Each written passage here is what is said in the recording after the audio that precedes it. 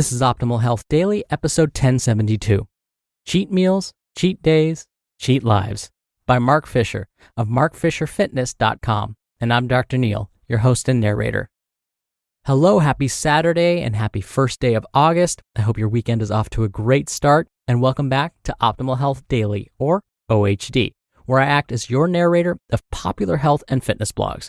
Don't forget, we have 5 shows covering a bunch of different topics. Just search for Optimal Living Daily in your podcast app to find them. So I'm going to keep this intro nice and short, so let's get right to today's post and start optimizing your life. Cheat Meals, Cheat Days, Cheat Lives by Mark Fisher of markfisherfitness.com. Life is a series of compromises. We must all find our own balance of work and fun, of pleasure and enjoyment, of veggies and ice cream. A frequent topic of discussion for those looking to lean out is the cheat meal. A cheat meal can be defined in many ways, but is generally a chance to eat something that's not in line with the current health and hotness goal. It has too many calories, it's too processed, or both. Many diets use cheat meals to give the dieter a mental and culinary break, and in many cases, to prevent the body from adjusting to the diet. There are several ways of employing cheat meals, so let's take a look at our options, shall we? 1. The cheat day. Many folks who've tried Bill Phillips' iconic Body for Life program have played with this before. Basically, you eat like a hotness war machine for 6 days. Protein, veggies, water, unicorn blood. Then, once a day, you go nuts and eat whatever you want. Ice cream, pizza, candy, unicorn blood. Many folks enjoy this because it gives them a full day to gorge. Usually it's not enough to slow down the fat loss, but it allows them to hold out those 6 days when French fries and ice cream are on the way. Anecdotally, many people find they feel awful after eating a whole pizza, so it's actually pretty easy to get back on the train the next day. For some, however, it encourages binge eating, and they actually manage to eat enough to slow if not stop their fat loss. 2. The cheat meal. The cheat meal is a more moderate version of the cheat day. Instead of taking a full day to eat whatever they want, dieters eat whatever they want for 1 to 3 meals a week. The advantage here is they're usually only a day or 2 away from their next indulgence. The downside is that if they're predisposed to binging, 3 binges a week are totally enough to throw a substantial wrench into all their hard work the rest of the week. 3. No cheat anything. Some folks like to just go hardcore when dieting. This is a great strategy for those who seem to be suffering actual addictions to food and need to take control of their life.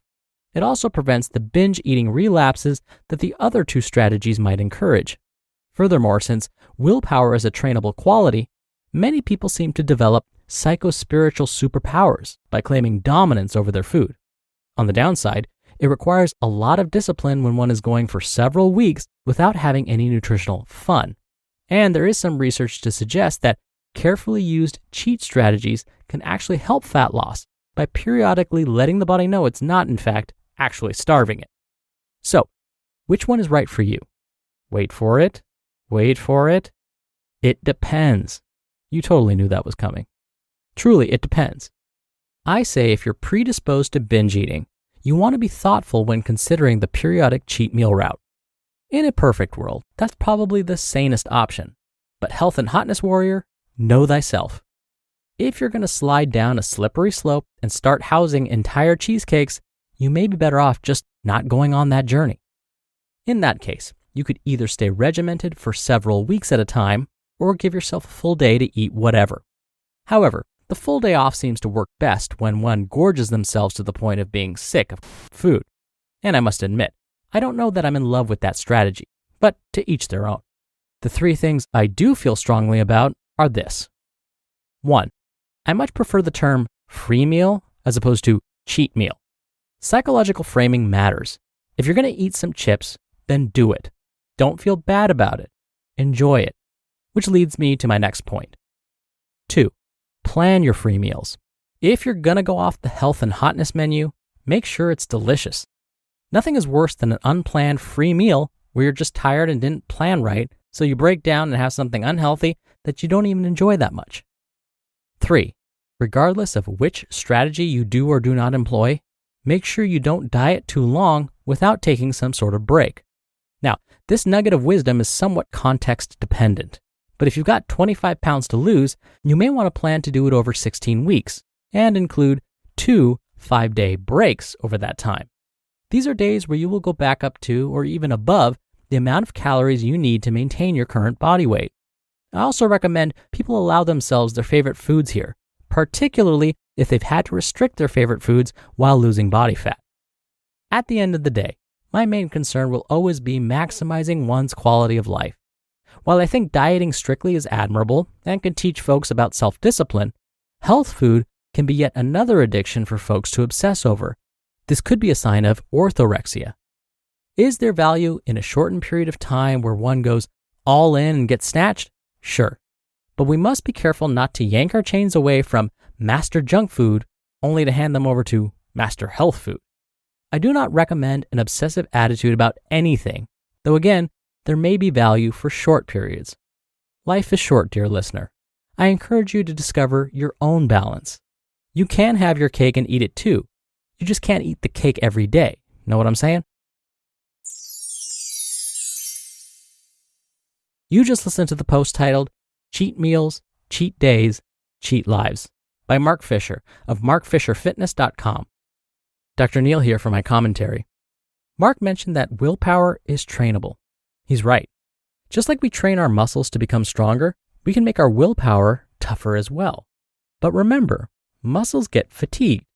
They run out of fuel at some point. Willpower is the same. Overuse can lead to willpower failure. So remember on Thursday's episode, that was episode 1070, Nia Shanks said that nutrition is not an all or nothing lifestyle, that we don't have to be perfect all the time in order to achieve our goals. It's clear that today's author, Mark Fisher, would agree. When we allow ourselves to enjoy some of the foods that we are craving, we allow our willpower to rest. Think of it like resistance training. After you've performed a really exhausting exercise, you need to let your muscles rest and recuperate. It's during that rest and recovery period when our muscles tend to actually grow. So when we allow ourselves to indulge every once in a while, it's like giving our willpower a rest and allowing it to recover. And hopefully, it will come back even stronger. But when we allow our muscles to rest for too long, they become weaker. Same goes for our willpower. If we indulge too often and don't use our willpower to keep us on track, then it too will become weaker. So, just as Mark and Nia said, it's all about balance and moderation. All right, that'll do it for the Saturday episode. I hope you have a great rest of your weekend if you're listening in real time, and I'll see you here tomorrow for the Sunday show and where your optimal life awaits.